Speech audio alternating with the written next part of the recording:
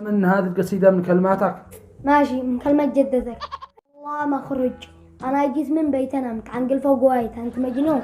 كأسامان عظما ما خرج من هنا، ولا حرام ويني، حرام لا أفدجاك. خبره، ما هو هذا أول مرة أبصر لجنة تحكيم هكذا ومدري لجنة مسابقات متزاحمين هكذا. هذا قدو حويس، قدو الضيق، قدو رجال حاصل كيف؟ إنه الفزع في القلوب. الله يفحوسك والعافية معا. يا عم خرج، يا عم أنا أمانة خارجني أدخل الموهبة الخامسة قطبة خارجني يا أخي. يي مالك قطبة ومستعجل. أيوة مستعجل. بعدها بيني وبينكم حقي الوقت أنا مجنب عند الاستديو. بعدها شغلني ميزبون شي نصوات من أول شغلني مكالمة ورنة. يا عم خرج أسألك بالله. يي يعني بتشتغل مهرتاي. يي من أكل بثنتين اخترج قصدك يا حسن. يا حسن. هاي خلاص رجعونا خبركم مالكم. يا مخرج من دخل الموهبة قبل ما يتقاتلوا. السلام عليكم. وعليكم السلام ورحمة الله. الله يقبر لي هالطلة وقفة أمانة فنان كاريزما عالمية. شوفوا يا جماعة، إنني أرى في هذا الرجل يعني فنان قادم بقوة. يعو أنا أفدالك يا أستاذ، حرام إن أنت حرجتني. تسلم. الله يسلمك من كل شر ويعافيك. المهم إيش موهبتك يا غالي؟ موهبتي أنا معي مواهب كثيرة يا أستاذ، لا لكن أستر يعني أليس، أستر أبلط، أستر يعني أقصص، أستر أطلع الناس حتى الدور العاشر. لكن الموهبة الأصل يعني موهبة الغناء. الله ما شاء الله تبارك الله. يا حجاب ربي قل أعوذ برب. يا جماعة زي ما توقع الوقفة هذه والطلة هذه ما وراءها إلا فن وطرب وإبداع وتمكن. الله يي أخي، أشغلتنا وأشغلت الآدمي، خليه يقدم موهبته وأنت يلا ابدأ سمعنا صوتك. شكرا يا أستاذي. الله إيش هذا الإبداع، إيش هذا الفن، إيش هذا الروعة، إيش هذا التمكن في الأداء. صراحة أنا منذهل، أنا منبهر. أنا منذهل منك. قد حكمت على الآدمي عادوا ما قد بدأش يغني. هن هول الركزات اللي طلع احنا فنانين سامع عبد الله بالخير وهشام شوية. يا أخي رجاء بطل حقك هول الركزات يا أخي، وانت لو سمحت كمل على طول. صديت معي ميكروفون من البيت يعني. شاغلني لكم هكذا أغنية فيها حزن وعتاب وعذاب يعني. تمام. ولا شاغلني باليمين. بسم الله. يا عذابي الحق نساهل عذاب الحق. يا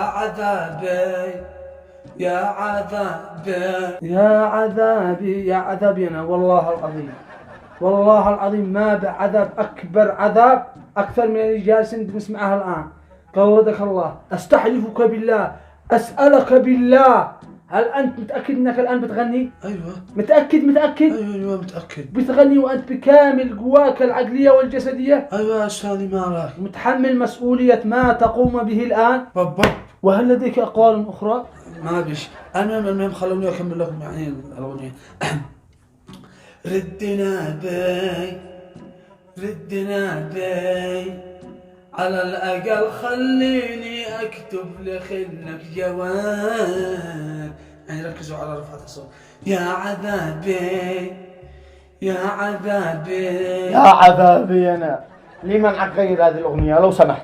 ما عاد إحنا ناقصين عذاب لو سمحت. ولا يهمك إلا الآن يعني أدي لكم أغنية ما ترحمش. خف علينا ارحمنا يا جرج والسوف. يا أخي ادينا أنا أغنية الحاصل لا قدك عتغني سكاه. يا غالي يا حبوب يا عبد الله كافوري، مالك على الآدم يا أخي ما بش موهبة، ما بش أخلاق، ما بش أدب. هيا علي الحلال بعد كلامك هذا على الآدمي إنك عدو الذوق والتألق والفن والإبداع. يا عمنا لا عاد تهرولش. أين إبداع لا عاد زيت الدهده بالآدم أكثر من هذه الدهده كلها. حرام عليك. وعليكم الحرام. مالك يا جماعة خلونا نضحك براحتنا. كمل أنا أفدى البدية هذه. أنا أفدالك أنا. ولا يهمك. الله كذا الشقة. يلا توكل. أنا عودت عيني على رؤيا. شوف ركزوا على هذا ما اداش طرف أنا الأغنية. أنا عودت عيني على رؤيا. أنا بس أنا الغلطان إني ركزت لك أول وبخص بوشي عند اللي يسوى واللي ما يسوى. اديت لهم الحالة النفسية. الله لا فتح علي. يلا رجعان يلا من هنا. يلا من هنا. ناهي مالك يا استاذ، خليني اكمل لحظة. لا تكملش لي معك، من اجل صحتك وصحة المشاهدين وصحتنا جميعا توكل، ما بش معك نصيب، تأهل معنا، الله معك. طيب يا استاذ لا تحوش علي غضب، والله انتم بتظلموني. طيب يعني ما رايكم اغير لكم الاغنية؟ يمكن تغيروا رايكم بصوتي. يا ابني انت لا يا ابني انت تغير لك حنجره. غير البنطلون، هو هذا السبب اللي خلاك الاغاني حقك يطلع منك الضمان. غير لك واجه اما بالحنجره هذه انا ما انصحكش تستمر بها، انك تدهدها وتدخل بيت خالك. ترحلك يا اخي، ما ترحلكش ليا انا روي ابا. هذا صلي على رسول الله، لما اتصل خلينا اتصل الدفاع المدني عليه الحرام، لا خليهم يجحبون منه خير. بيع جاي يقول لي فنان. خلاص يا استاذي لو سمحتوا ادوا لي فرصة أخيرة. للاسف ما بش معانا فرصه ثانيه، بس انما ان شاء الله الموسم الثاني رتب من نفسك، طور من موهبتك، وان شاء الله ترجع تجي لنا. لحظة يسكن. أين يرجع حق أبايب أبوك البرنامج؟ ما تقول علي الحلال ما تقرب ولا ترجع على باب البرنامج إننا لا دزدز أبايب أبوك دزدزة. ابني سبت لك أي مهرة، سبت لك قلت لك جراد ولا ربي لك حمام ولا أقول لك ربي أخوتك ولا هذا اللي بيه. ابني للأمانة ما بيش لك أمل في الفن، في الإبداع، في التألق. يلا من هنا قول يا الله رضاك اليوم. يعني ايش؟ يعني نفهم ما بش امل؟ لا ما بش امل، ما بش تقية، ما بش خيرية، ما بش مرح، ما بش فرح. يا ابني انت بتفهم على نفسك، ما عاد ترحلك ساعة علي الحلال انها لا تصل. بس خليني اتصل. امانة اوادم ما يخطون باب الصميم. هو قدو يوم جن، كل المواهب من هذا العينة. خبراء انتم متأكدين ان هذا برنامج مواهب؟ مدري والله يا اخبار، انا بين احس انه همين هذا. اللهم اجرنا فيما اصبتنا. المهم يا مخرج الموهبة اللي بعدها حرك يا ليس. السلام عليكم يا رجال. عليكم السلام ورحمة الله وبركاته. اهلا يا بطل، ايش اسمك؟ محسوبكم وبكل تواضع أيمن طارق. عاشت الاسامي. كم عمرك يا ايمن؟ عمري 3. عمري بكل فداكم يا احسن لجنة تحكيم. الله الكلام الذوق والكلام المعصوم. امانه ولد ما شاء الله علي نابغه. المهم يا بطل ايش اداك لا هنا البرنامج؟ مداني تني رجلي، قال لكم الله مداني تني رجلي اكيد. بعدين انا جيت لهذا البرنامج اميد اشارك فيه وافوز وبكل فخر. مش قلت لكم الولد ما شاء الله علي نابغه، لكن حلوك دقني انت تفوزيها. طيب يا ايمن صف كم بتدرس؟ مش شو عليك هذا الخبر؟ بعدين انا جيت لهنا ادي لكم مواهبي، مش عميد ادي لكم اقوالي في القضيه تحققوا معي. شرق ليل خلوني انعت لكم مواهبي هنا. الناس مراعين لي، اتحداكم ليش مراعي؟ اتحداكم عشان ايمن يبدع في هذا الليله المباركه. مالك يا حماد اهلا مش انا داري. يلا اسكا ما هي موهبتك يا ملقوف؟ قصدك مواهبي مش موهبتي. يا الهي كبير مش ممكن، صرت ما بيقول لكم مواهبي مش موهبته.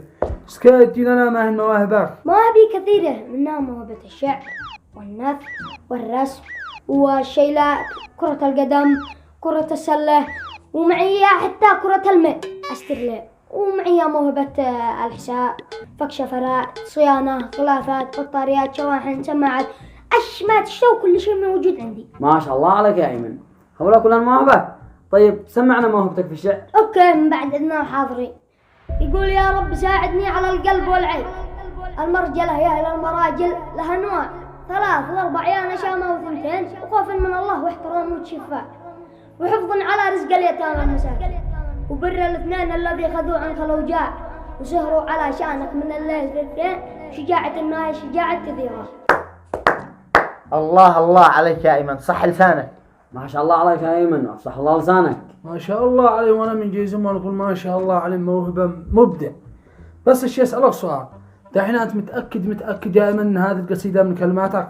ماشي من كلمات جدتك. ايوه من كلماتي مالك. ليش ما تحاكي هكذا من اول احنا ولا قانا؟ ها يا ابني ما تبطلش لقانا حقك هذه، ماشي خروج من البرنامج، خروج خارجت ما عاد انا متحاكي. ياخذ مالك. بتبصروا من اول كنت تلاقون يفتح الفوق علي. ابني عجبك تجلس انا في البرنامج سكتة ماشي خروج خارجت بطنه. والله ما خرج، انا جيت من بيتنا متعنقل فوق وايد. انت مجنون؟ كاسامان عظاما ما خرج من هنا ولا حرام. ويني حرام لا افدجاك اقسم بالله. لا تعوذ من الشيطان منزل الحجر يا ايمن. وانت خبز رحلك منك. والله العظيم ما أريح لي مني أنا إذا ما أفطر خارج البرنامج. يا خبز خلاص وانت تبدل لك منك عقلك الوقت. يا ايمن وانت نزل الحجر اسكا جيب لنا موهبتك الثانيه. موهبتي الثانية في الحساب. اسكا اسألوني في الحساب. خلاص طيب. 570 زائدا 1420 زائدا 380 ناقصا 500 كم يساوي؟ يساوي 570 زائد 1420 زائد ناقص 500 يساوي 1870. ان شاء الله يتحطيت كلمة. اسكا صدقني انه غلط. والله ما حيلتي ما بسر. لا والله انه صدق 1870 بالملي. ازقم حقك التلفون يا اخي ما شاء الله. الصدق للأمانة يا ولد صورة أمك توحمت بحسابها، لكن أنا أتحداك تحل هذه المسألة. وياك يا أخي.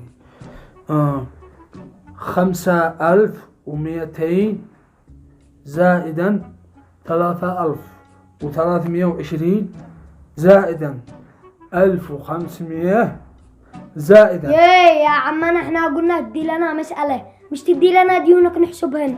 حاول تهدى خلينا نكمل. زائدا 2770 زائدا 550 ناقصا 1500 كم يساوي يا وسيم اخواتك؟ الناتج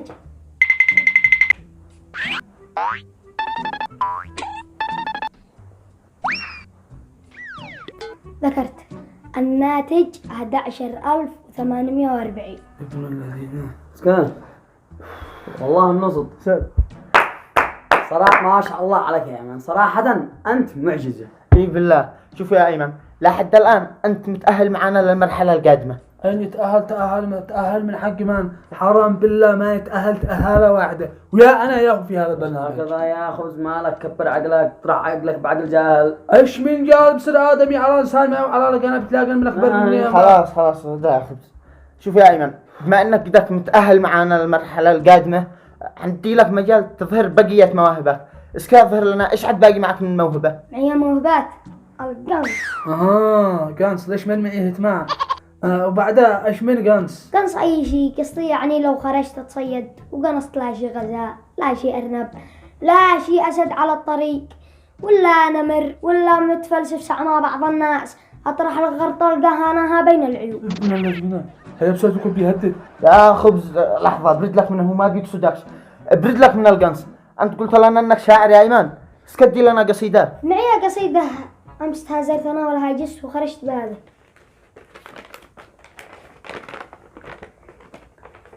فلسطين روحي وريحانتي فلسطين يا جنة المنعمين أما آن للظلم أن ينجلي ويجلو الظلام على المسلمين ونحيا بعز على أرضنا ونبني منارا إلى الأنجم ويلتم شمل الصحاب على ضروب الجهاد وبذل الدم فلا نصر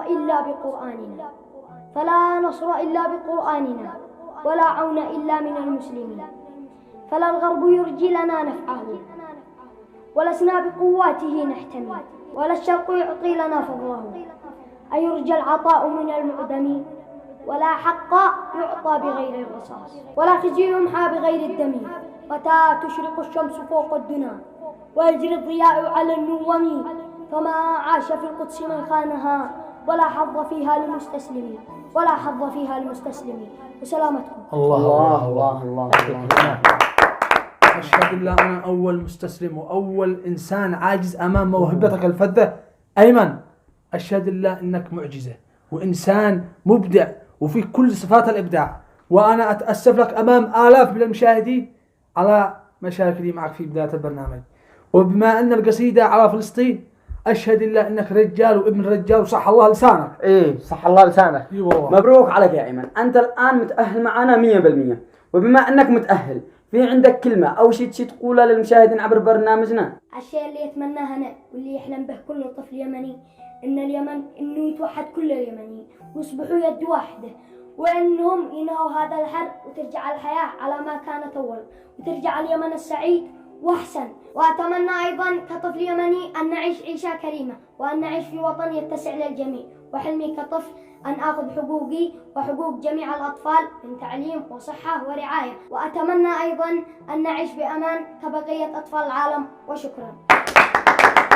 الله مبدع. الله فيك، اشهد الله ابدع. تعال يا أخي، هذا الولد والله ما شاء الله معجزة. شوف يا ولدي، أنت مش أنت موهبة فقط، أنت عندك حب وإخلاص ووطنية أفضل من أكبر سياسي في هذا البلد. فلهذا يحق لنا أن نفتخر إن به جيل قادم يعني غيور على وطنه وشعبه، عندك كل هذا الحب والإخلاص الوطني. بارك الله فيك، جي حب راسك.